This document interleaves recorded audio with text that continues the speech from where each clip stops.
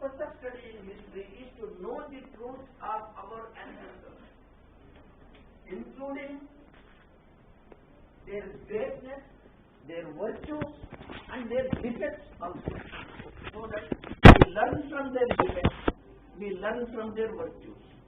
This is the purpose, and this purpose should be written in our history books with examples.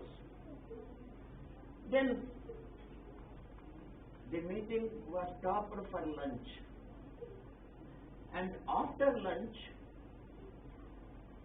the ambassador took me to a side and then put his hand on my shoulder and then said, "You are a very brilliant young..." At that time I was a young man. He said, "You are a very brilliant young man, you are very intelligent. You know, when a country is to be governed, it has the responsibility of taking all the people together. And for that, our education should be instrumental. Don't you agree with this?" Then I said, "Sir, all the people should be taken together, that is true, but on the basis of truth. You can't suppress truth in order to fulfill any idea." Then he said, "What do you mean?" Then I said, "Look at the defects of the Hindu society. We were all following Asprishata. It was our defect. Now, when our constitution was formed by our own people, our constitution was written by the whole constituent assembly, consisting of very learned people of those days, like Kannayalal Munshi, Sardar Patel, Venkatrama Shastri, and so on and so, Babu Rajendra Prasad. About 124 people were there, all very learned people, and they unanimously decided Asprushyata should be considered as an offense. It should be. A person who practices Asprushyata should go to jail. So we have changed it. We have changed it because there was an utter criticism against this practice, starting from Vivekananda, starting from Rajaram Mohan Roy, and then by Arya Samaj, and then by Prarthana Samaj, and various social movements, and it has come into our constitution. And now there may be a Asprushyata in villages, in some parts of the country, but anywhere it is a punishable offense. Now, how did it happen? It happened because it was frankly discussed. Our defect was frankly discussed.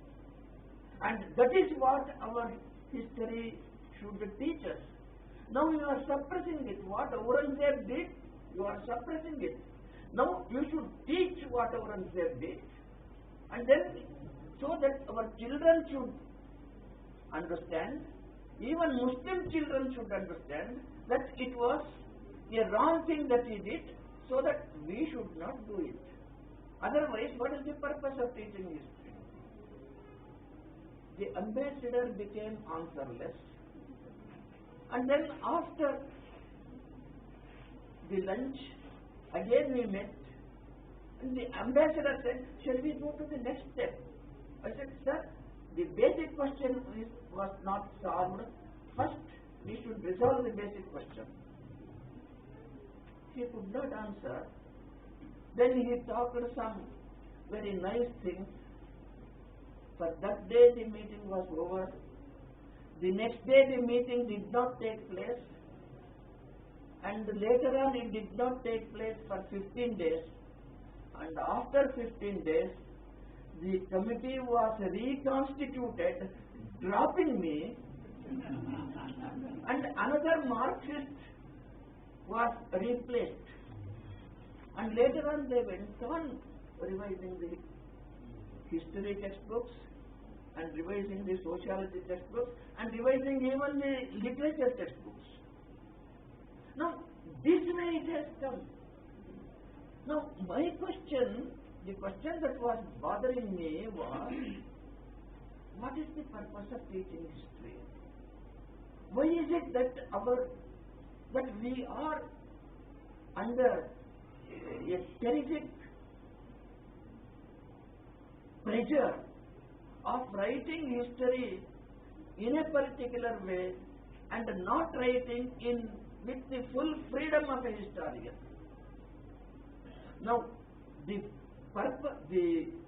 freedom that is required to write history is also required to write historical novels. The mistake, there was a trend of writing historical novels. At least I am speaking about Kannada. During the freedom movement, our novelists who wrote history went on eulogizing, glorifying all those who fought the British as patriots.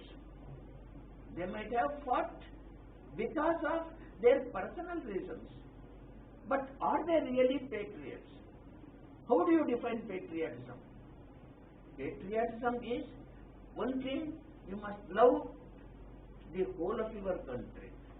You must love the history of your country. You must love the culture of your country. Otherwise you are not a patriot. To be patriotic, it requires other things also, like lack of bhrashtachara. A patriot cannot indulge in bhrashtachara, various other things. But intellectually speaking, these are the important factors. Now, how do you glorify a person just because he fought the British? In Karnataka, it is precisely this that happened. I will give a very standing example. Some 7 or 8 years ago, there was BJP government in Karnataka. The education minister, in some context, he made a remark. Tippu Sultan, who was ruling part of old Karnataka, was a Kannada Drohi. He was a Drohi of Kannada language. Because before Tippu Sultan, Kannada was the language of administration. Once Tippu Sultan occupied the power, he abolished Kannada, and then he made Persian the language of administration, imposed Persian on the Kannada people. Therefore, he said he was a Kannada Drohi. It was a historical fact. What the minister said was a historical fact. But if a small concerted groups of